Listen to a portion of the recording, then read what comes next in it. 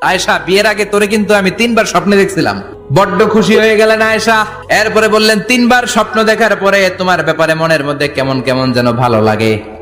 তারপরে একটা ছোট্ট কাগজের মধ্যে, জান্নাতি কাগজ, রেশমি কাপড়ের মধ্যে তোমার চেহারাটা এনে জিব্রাইল বললেন, দেখেন নবী কেমন লাগে। আমি কইলাম, ভালো লাগে। কার মেয়ে? আপনার বন্ধু আবু বকরের মেয়ে। বিয়ে করবেন নাকি? বিশ্বনবী বললেন, ও জিব্রাইল, তুমি যদি ঘটক হও, আল্লাহ যদি হয় কাজী, আমি মুহাম্মদ বিয়েতে রাজি।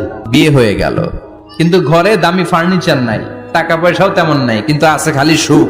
এত ভালোবাসতেন মা আয়েশাকে। মা আয়েশা গ্লাসের যেই জায়গা দিয়ে পানি খেতেন, বিশ্বনবী ওই জায়গায় মুখ লাগিয়ে পানি খেত। মা আয়েশা গোশতকে হাড্ডি ফেলে দিলে বিশ্বনবী ওই হাড্ডিটা নিয়ে চষতে শুরু করে দিত। এক বালতি থেকে পানি নিয়ে দুইজনে গোসল করত। আবার বিশ্বনবীর সাথে সাথে মাঝে মাঝে বায়না ধরতো, মাঝে মাঝে রাগও করত। বিশ্বনবী বলেন, আয়েশা, কখন তুমি রাগ করো, কখন তুমি আমারে ভালোবাসো আমি বুঝি।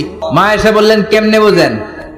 বিশ্বনবী বললেন, যখন তুমি রাগ করো তখন নামাজের পরে দোয়ার মধ্যে বলো, ও ইব্রাহিম আলাইহিস সালামের আল্লাহ, আপনি আমার উপর দয়া করেন।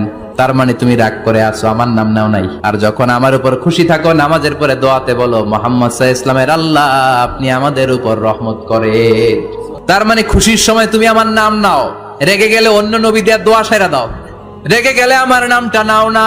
মা আয়েশা বলে, নবী গো, আমি তো শুধু নামটাই মুখ দিয়ে নেই না, কিন্তু কলিজা থেকে তো আপনারে বাদ দিতে পারি না।